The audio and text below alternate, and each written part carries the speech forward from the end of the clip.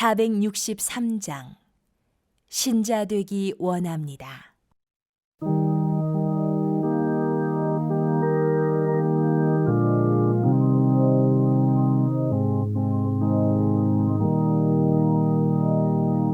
신자 되기 원합니다. 진심으로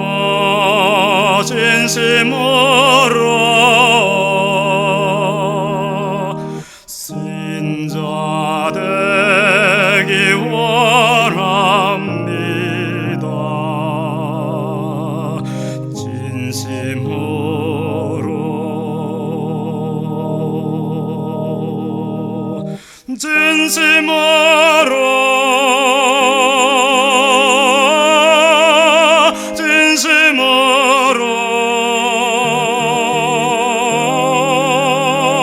신자 되기 원합니다.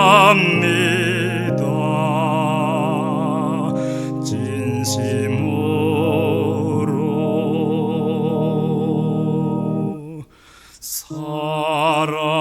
사랑하기 원합니다. 진심으로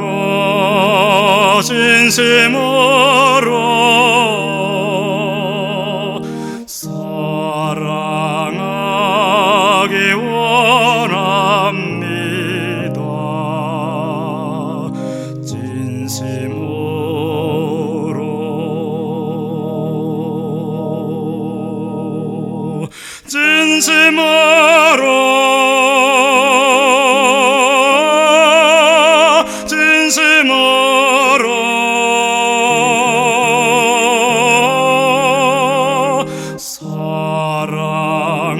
사랑하기 원합니다. 진심으로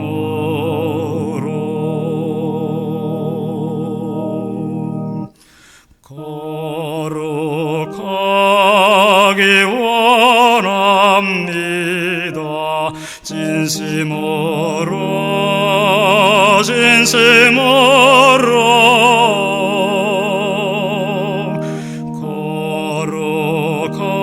거룩하기 원합니다.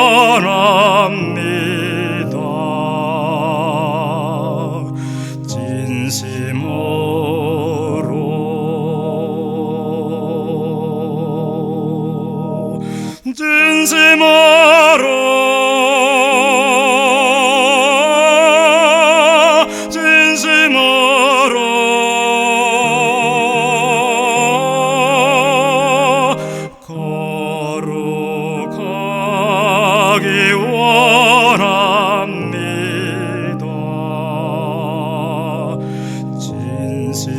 진심으로 예수 닮기 원합니다. 진심으로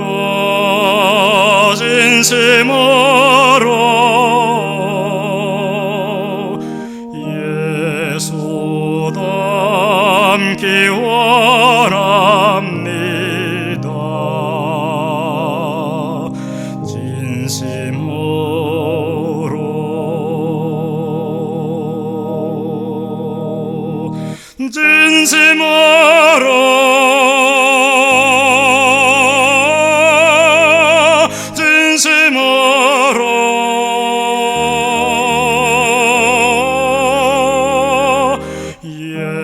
예수 닮기 원합니다.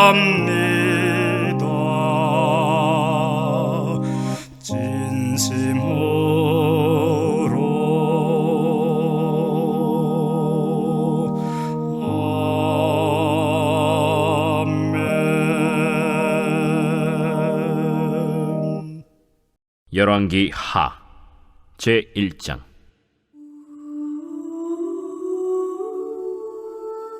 아합이 죽은 후에 모압이 이스라엘을 배반하였더라.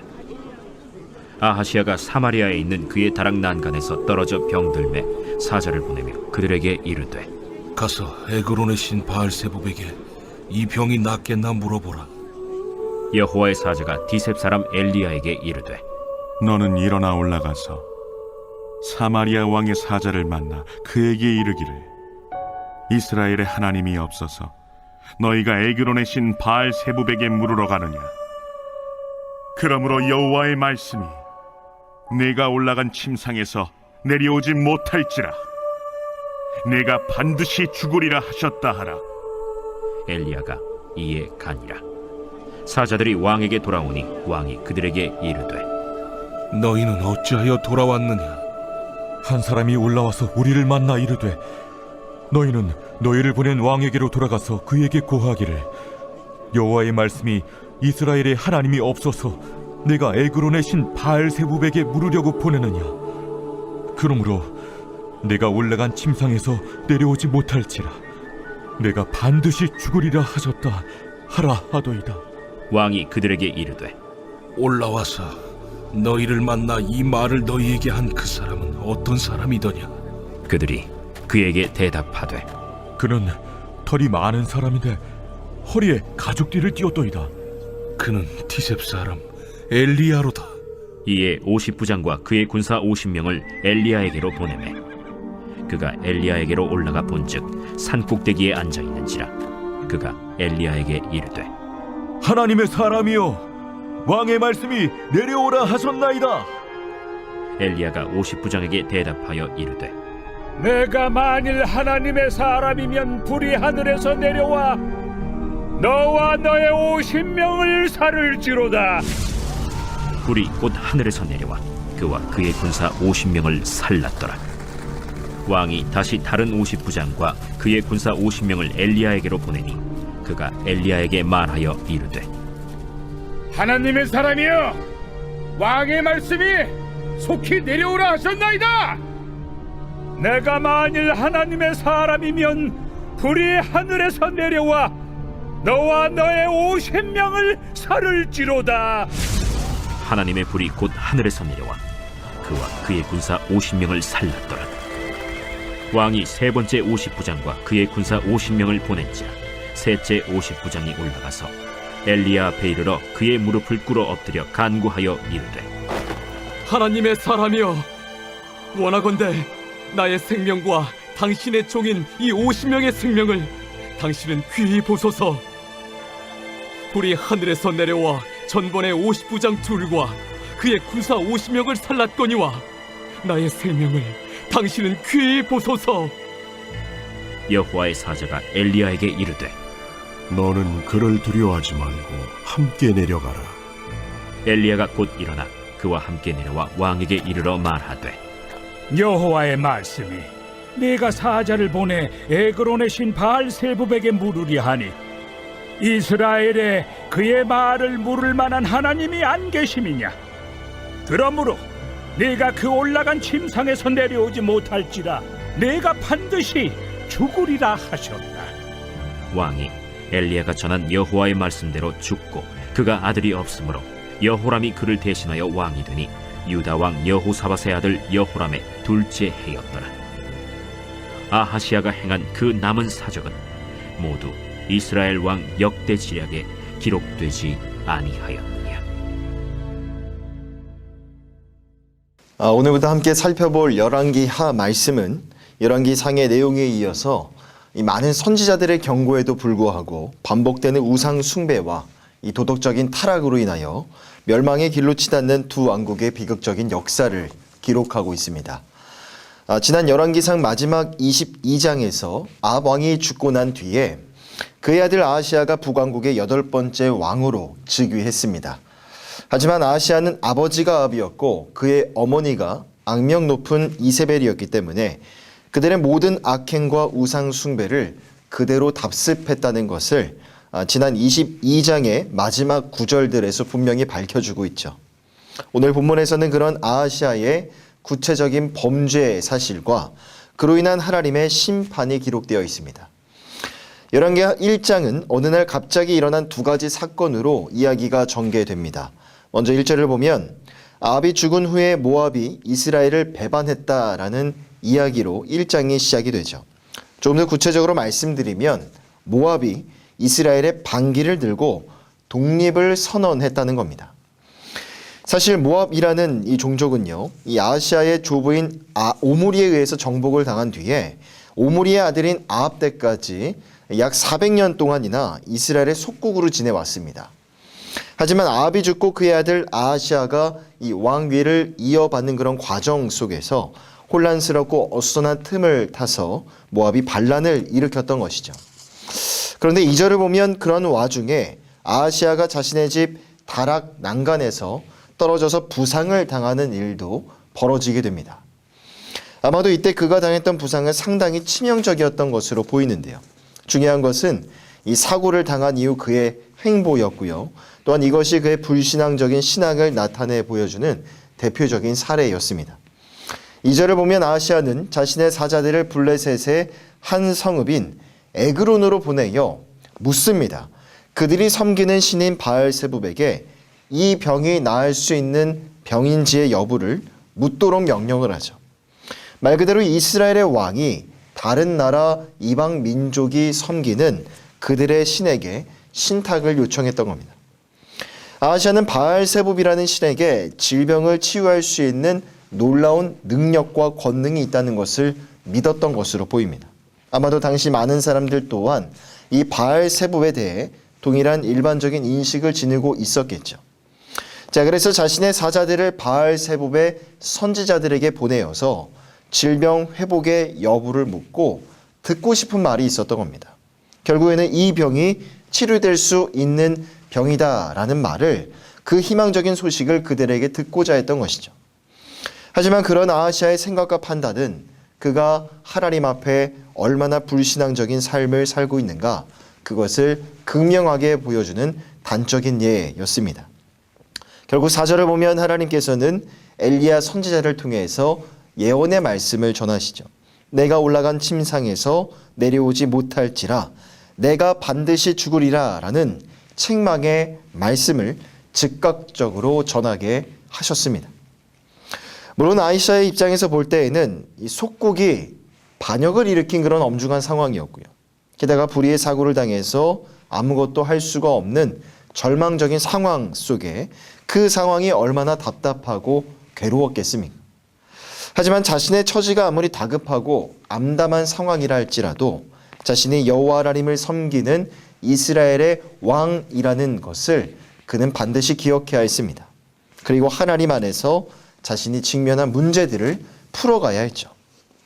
자, 그러나 진정한 도움과 진정한 해결책을 모색하기도 전에 전혀 엉뚱한 방향으로 나아갔던 이 아하시아의 처사는 3절과 6절입니다. 이스라엘에 하나님이 없어서 내가 에그론의 신 바알세붑에게 물으러 가느냐라는 이 하나님의 진노에 찬 책망을 들을 수밖에 없었던 겁니다. 사실 아합이 비극적인 죽음을 맞이한 것과 이 속국이었던 모압이 이 반역을 일으킨 상황, 그리고 아하시아가 갑작스럽게 난간에서 떨어져 부상을 입은 것은, 이 사건들은 결코 하나하나 떼어놓고 이해할 수 있는 그런 개별적인 사건들, 우연히 일어난 일들이 결코 아니었습니다. 깊이 있게 이 상황을 들여다보면 결국 이것은 오므리에서부터 시작된 그의 왕조의 악행과 우상 숭배에 대한 하나님의 경고하심과 징벌적 차원에서 일어난 종합적인 일들이었던 것이죠.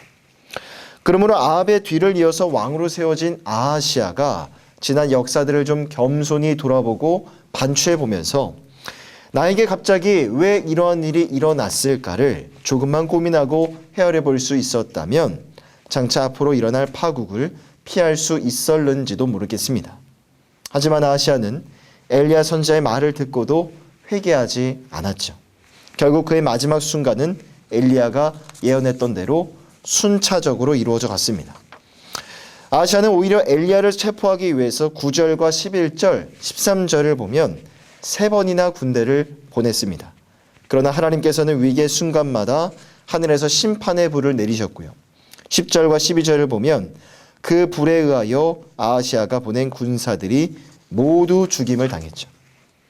결국 오늘 본문 열왕기하 1장은 마지막 17절에서 왕이 엘리야가 전한 여호와의 말씀대로 죽었다라는 것을 강조하면서 끝이 나고 있습니다.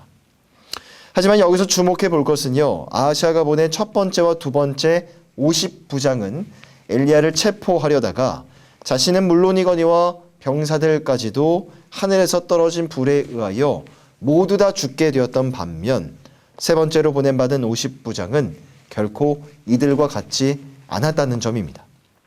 13절부터 15절까지의 단락을 보면 이 세 번째로 보냄받은 50부장은 아마도 이전에 있었던 일들에 대한 소식을 듣고는 겁이 났던 것으로 보입니다. 그리고 그 이후에 진정으로 여호와 하나님에 대한 경외심을 드러냈고요. 13절을 다시 보면 엘리야의 권위에 순종한다는 의미로 엘리야 앞에 무릎을 꿇으면서 자신은 물론 부하들의 생명까지도 구할 수가 있었던 겁니다. 아하시아로부터 보냄받은 3명의 50부장들, 그러나 그들이 보여준 이 대조적인 자세와 그 일에 대한 결과는요, 하나님의 권위와 뜻을 자신의 삶 속에서 인정하고 최우선시하는 자만이 참된 지혜로운 자이고 또한 복된 자라는 것을 오늘 이 새벽 우리에게 가르쳐주고 있습니다.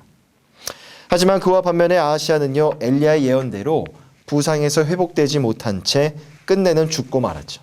그리고 17절을 다시 보면 아하시아에게는 아들이 없어 그의 동생 여호와람이 그를 대신하여 왕이 되었는데, 결국 아하시아의 죽음은 이스라엘을 강력하게 통치했던 오므리 왕가의 몰락을 예고하는 것과도 같았습니다.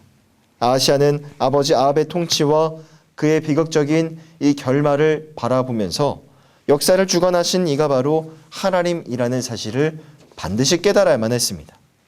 자, 그래서 세대를 거듭하여 일어나고 있는 이 오래된 죄악들, 우상 숭배의 죄악과 그 병폐들을 막아내고 끊어냈어야 됐지만 그는 하나님의 주권을 무시했고 결국에는 준엄한 하나님의 심판으로 목숨을 잃을 수밖에 없었던 것이죠.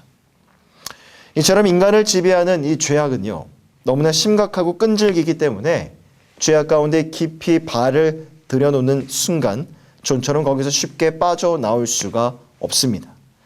죄악과 우상 숭배로 말미암아 아합의 아버지의 비참한 종말을 목격하고도 아하시아 역시 하나님 보시기에 악을 행하며 이 바알 숭배에 열심을 내지 않았습니까? 그러한 자가 마주할 마지막 결국은요, 당연한 하나님의 심판이지만 사실 오늘 본문에 나오는 이 모압의 반역, 그리고 아하시아가 걸렸던 이 중병, 그리고 즉각적인 심판 이전에 하나님이 주시는 경고의 메시지였고, 그것은 하나님 앞에 다시 한번 돌아가 회개할 수 있는 기회였던 것입니다. 하지만 아하시아는 오래되어 묵은 죄 때문인지 영적으로 무지해져 있었습니다. 그것이 하나님이 베푸신 은혜인지를 깨닫기는커녕 오히려 에그론의 신 바알세부백에 또 다른 신탁을 구하는 또 다른 죄악의 기회와 계기로 삼았던 것이죠.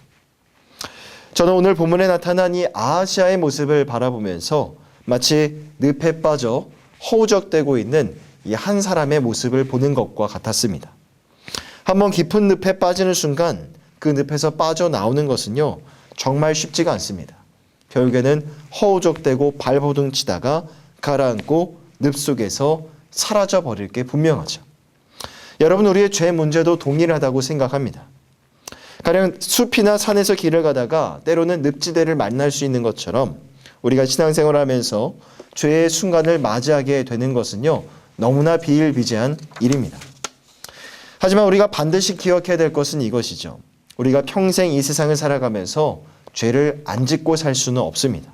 하지만 죄를 지었을 때 혹은 이것이 죄라는 것을 인식했을 때 더 깊이 그 죄악 가운데로 빠져들지 않도록 얼른 그 죄의 순간과 그 죄의 자리를 벗어나야 한다는 것입니다. 그렇지 않고 끝까지 죄악을 고집하는 자에게 닥치는 것은 결국 하나님의 심판과 하나님의 징계 그리고 멸망뿐이라는 것을 오늘 본문의 말씀이 우리에게 교훈해주고 있는 것입니다. 사랑하는 성도 여러분, 하나님께서는 오늘도 저와 여러분들이 거룩하고 성결한 하나님의 백성들로 살아가기를 원하십니다. 하지만 하나님이 오래 참으셨고 꽤 많은 시간 인내하셨지만 여전히 변화되지 않는 우리 삶의 어떠한 영역에 있어서는요, 하나님께서는 징계라는 수단을 사용하실 수도 있습니다. 왜냐하면 하나님은 공의의 하나님이시고 또한 당신의 사랑하는 백성들 자녀들이 죄악의 늪 가운데 빠져드는 것을 하나님은 원하지 않으시기 때문입니다. 오늘도 여러분들의 주변의 상황을 겸손히 살펴보시고요.